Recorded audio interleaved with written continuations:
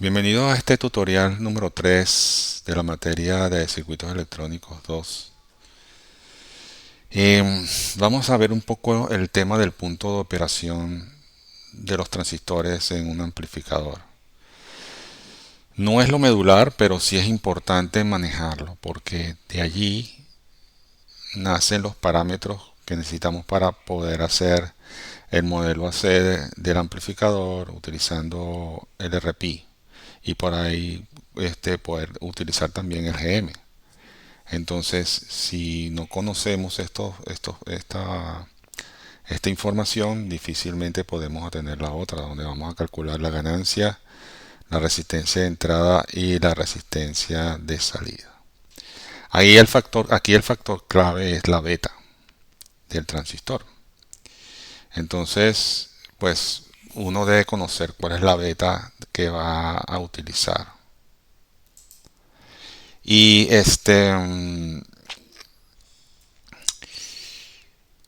la beta, en este caso del transistor, yo he decidido utilizar el transistor que aparece acá. Vamos primero a ponerlo como si fuésemos de cero. El transistor está por aquí. Y utilizo el transistor virtual. No quiero utilizar un modelo comercial para, digamos, no alterar la información de la base de datos que viene del multisim. Utilizo el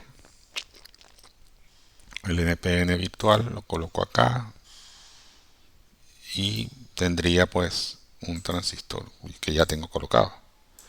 Lo voy a quitar por momentos, ¿no? Ahora, cuando tengo el transistor colocado, le doy doble clic sobre el transistor y le digo editar el modelo para ver un poco cómo es la situación.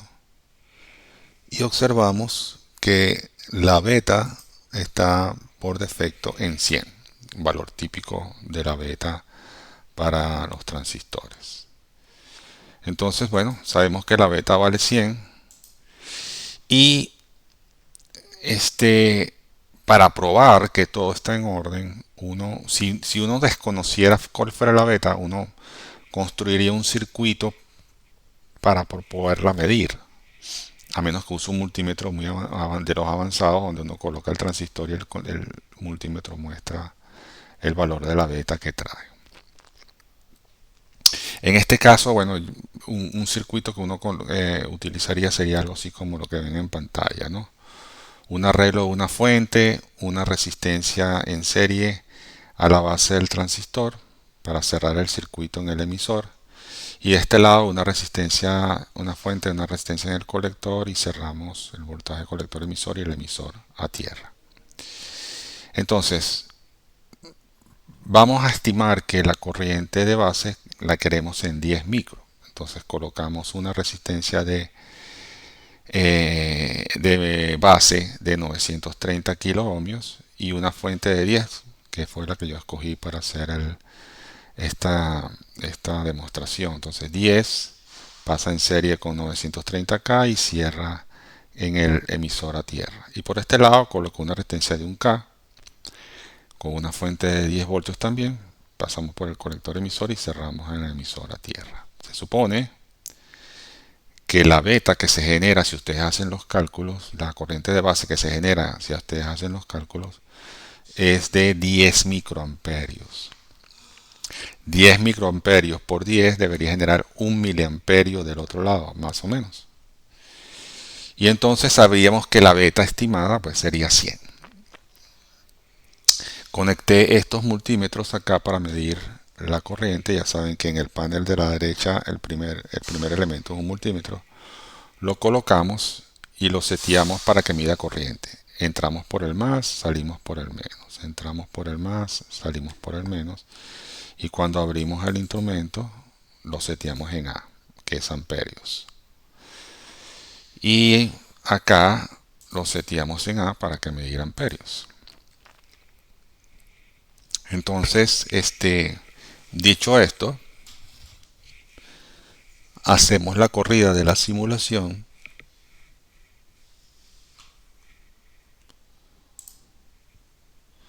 y medimos la corriente.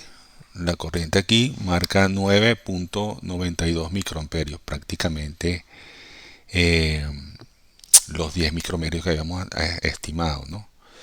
Y en el colector le damos acá y la corriente que marca es 992.044 microamperios, que es casi un miliamperio. Entonces, bueno, podemos decir que aunque no es exactamente un miliamperio, pero es lo más cercano que se puede. Obviamente, otros factores de las características del transistor afectan la precisión en cuanto al cálculo, pero se aproxima bastante a lo que necesitamos. Entonces, dicho esto, lo aplicamos en el ejemplo que aparece en la clase número 1 y tenemos un transistor Q1 con una beta de 100, tiene una resistencia en la base de 80K y de 20K, una resistencia en el colector de 2K y una resistencia en el emisor de 1K. La fuente de polarización son 10 voltios y el transistor que se usa allí pues es beta 100. Si ustedes lo recuerdan, a ver, aquí está, ¿no? Este es el transistor que está allí. 80K, 20K, 2K, 1K. Cada etapa está separada porque hay un condensador de desacople. Y la fuente de polarización es 10. Entonces, siendo así, cuando regresamos acá, esa es la condición que tenemos. Si ustedes observan en los cálculos que hicimos, la corriente de base da 11.1 microamperios y por supuesto la corriente de colector en teoría es 1.1 miliamperios. Entonces vamos a ver acá, vamos a parar la simulación que hicimos en el otro ejemplo para poder activar la simulación de este ejemplo y le decimos correr. Entonces vamos a ver cuánto hay corriente de base. No es directa porque hay un divisor de corriente acá en la base, pero bueno, vamos a ver cuánto nos da. Y nos da, en lugar de 11, pues nos da 10.467 microamperios, que bueno, redondeado da como 11 microamperios. Y en el colector, vamos a ver cuánto nos da. Vamos a bajar esto un poquito. La corriente da 1.047 miliamperios, que redondeado da como 1.1. Entonces vemos que efectivamente pues este mecanismo permite probarlo, ¿no? Perfectamente la operación en el transistor. Ahora bien, voy a parar la simulación. Supongamos que, como pasa en otros ejemplos, la beta no es 100. Entonces hacemos doble clic sobre el transistor, editamos el modelo, vamos a la beta y vamos a suponer que creo que uno de los ejemplos tiene 125. Entonces colocamos aquí beta 125, la editamos, ¿verdad? Salimos de la pantalla para poder habilitar el cambio del valor. Mientras estemos editando no me permite, pero cuando ya terminé de editarlo y salgo fuera de esa pantalla, puedo cambiar el componente. Echamos un vistazo para ver si quedó como queremos, 125. Y entonces ahora nuestro transistor tiene una beta de 125. Entonces con eso nosotros podemos probar los circuitos. Recuerden que no todo es perfecto en la simulación porque son modelos matemáticos. Y esos modelos matemáticos, pues, digamos, hay que conocerlos con bastante detenimiento para saber. Lo que nos interesa es saber que el valor se aproxima lo suficientemente bien a lo que esperamos para tal fin. Bueno, entonces eso quería explicárselo de cara a las evaluaciones que vamos a tener por delante para que ustedes puedan practicar y hacer los circuitos que necesiten.